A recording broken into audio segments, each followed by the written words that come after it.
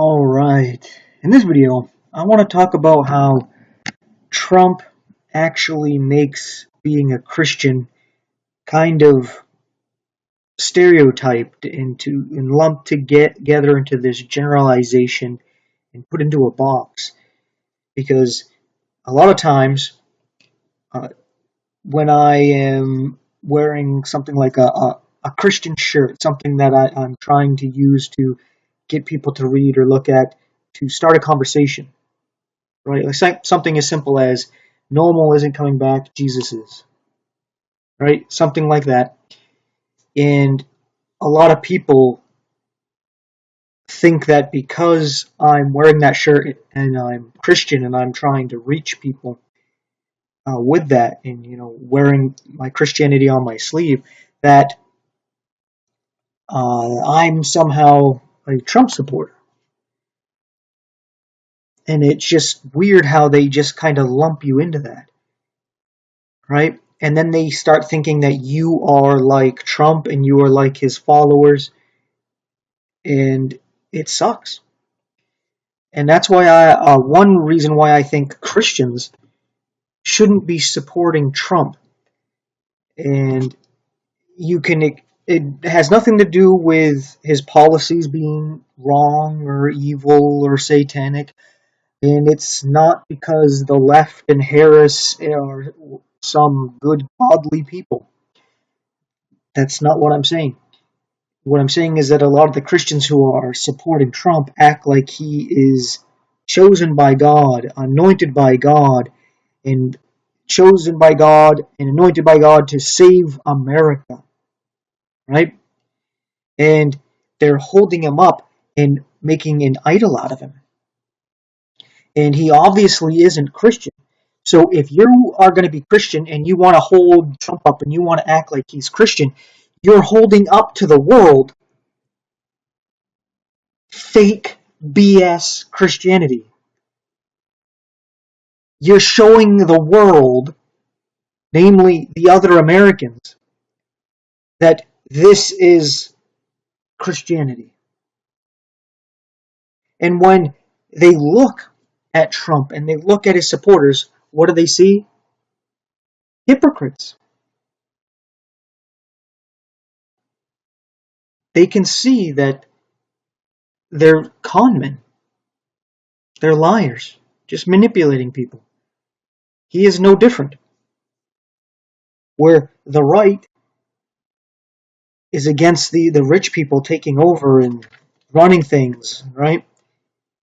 But then Trump is one of those rich people and they want him to run everything, right? Just a quick example of the hypocrisy. Trump says he's Christian, but he says he doesn't come to God to ask for forgiveness. He just tries to do better.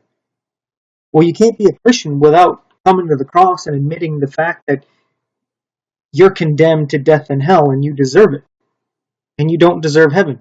And there's nothing you can do to change that. You doing better doesn't change the fact that you're condemned to death and hell. And you accept this as a just, righteous judgment of you from God. And that you need His forgiveness, His mercy, and His grace that He offers to us freely at the cross through Jesus Christ. If you can't accept that, you're not Christian. When Jesus is tempted by the devil, he is tempted to accept all the kingdoms of the world because Satan is the god of this world according to the scriptures. And the governments are his. He can't do everything he truly wants with the world and with the governments, but they're his. So when you're mixing with the state, you are mixing with Satan's world. You're being worldly.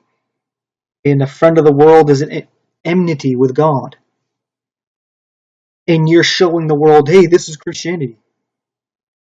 Where Jesus rejected the offer to have all the kingdoms of the world. He rejected it. He spoke out against government. He spoke out against the religious leadership, the churches. He was a jobless, homeless man. He rejected it all. He didn't go worrying about setting up a kingdom and voting and setting up laws to live a better, comfortable life in this world. He wasn't cared about that. He was cared about actually reaching people. And when you're a Christian and you're supposed to be a follower of Jesus, and instead of actually following Jesus and being like Jesus, actually trying to reach people, such as the left, for example, to show them Jesus, to actually try to get them saved, instead, what do? You can just constantly condemning them.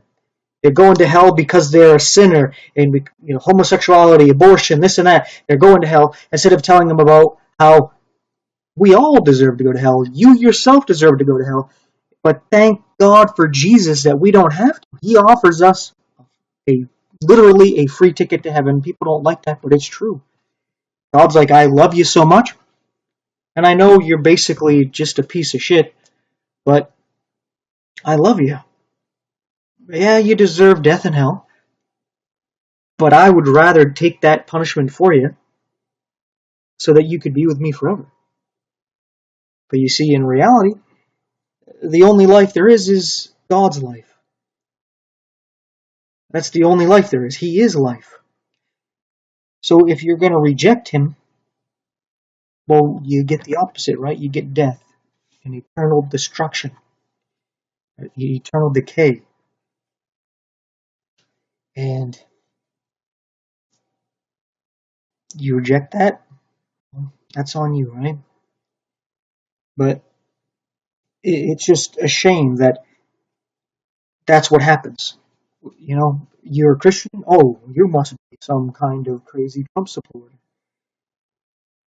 Not that you have to be a crazy Trump worshiper to vote for him, but that's what you get lumped into. It's the same thing when you talk to Catholics. You don't agree with their doctrine, you try to get them the gospel, all of a sudden they just refer to you as a Protestant, even though you're not, because a Protestant actually came out of Catholicism, right? The Christian church existed as soon as Jesus established it. And Rome, even when it became Catholic and Orthodox, still persecuted the true church. That went by many names, like Paulinians, the Abogenses, the Waldensians, and other names throughout history. There was always a group preserving and copying the scriptures and being persecuted and killed by Rome that whole time. But a certain group mingled with them, and they think they're the true Christians. So when you talk to these Catholics, they just lump you in as Protestant, but they don't call Muslims Protestants, even though they protest against Catholicism. They don't call the Jews Protestant for protesting against Catholicism. They don't call the Orthodox Protestant for protesting against Catholicism. But if you're Christian and you protest, they throw you as a Protestant, right? And then they'll just start bashing Luther and Calvin and maybe some other people, and you don't even believe the things that they're bringing up. It's like a straw man argument, right? You don't believe some of the things they bring up about Calvin and Luther and whatever other group, right? But they just lump you into that. They put you into that box, even though you can straight up tell them you don't believe those things, right? But you get thrown in that box. And then you talk to atheists about Christianity, they lump you in as Catholic because they think Catholic, the biggest group, they're Christian. And they'll talk about the Crusades and the Inquisitions and all the horrible things Catholicism has done and the molestation and all these things. And you're just like, but they're obviously not Christian, because if you're Christian, you're following Jesus. And they're doing the opposite of what he actually taught and lived. So obviously they're not Christian, because Christian means to follow the Christ, which would be Jesus. Right? You're judging Christianity by those who claim to be Christian, not by the actual foundation, Jesus Christ. Right? They just lump you into that box. It's the same thing with Muslims. You speak out against them, they think you're Catholic, because that's what they think Christianity is. They just throw you into that box. Right? It's just, I guess it comes with the territory. But it's just annoying that that's how it is, right? And not only that, the people don't care for you to explain. Like you trying to do something like this and explain, yes, I'm Christian. And, times I may be hypocritical and, God has a lot of work to do on me. No doubt about that. But that doesn't mean I'm Catholic. That doesn't mean I'm Protestant. That doesn't mean I support Trump. Right? I mean, why do you get thrown into that box? And then when I'm a Christian here and I speak out against Trump, those Christians then lump me in as supporting Harris and then start attacking Harris and all her points of view and all this stuff. And it's like, I don't support Harris. Right? It's like people, all they can think of is boxes. You have to be in a box. If you're not in a box, you don't exist. Right? Everything to them has to be in a certain box with a label on it. And you have to do everything that has to do with that box. And it's like, no, you don't. You don't have to be in these boxes. The world somehow has indoctrinated everybody to put themselves into boxes. It's very weird, right? For example, why can't you agree with some things from the Democrats and some things with the Republicans and ignore the stuff you don't want and actually pull those things out and vote for those things instead of having to take all the BS with each group along with the stuff that you like? It's kind of like you have some flowers, some roses or something offered to you by the left and the right, but they're growing in fecal matter. Why can't you just pluck them or cut them and not take the fecal matter with you? Why can't you just take the flowers? Oh, it's a box. You got to take the whole thing. Well, then I'm not taking it because I don't want to carry that around, right? I'm not putting that in a vase there and keeping it in the house. No, not happening.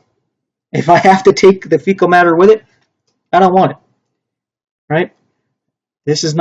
I'm not using this for manure to do a garden or a farm or something, right? I don't want it, right? But that's just how it is, right? It comes with the territory. Nobody really wants to discuss things. It's like everybody just has these weird idols, which is a video I'm going to do in a little bit here. So I'm not going to get too much into that. I think I vented about this and made my point. So I'm going to just cut this off here.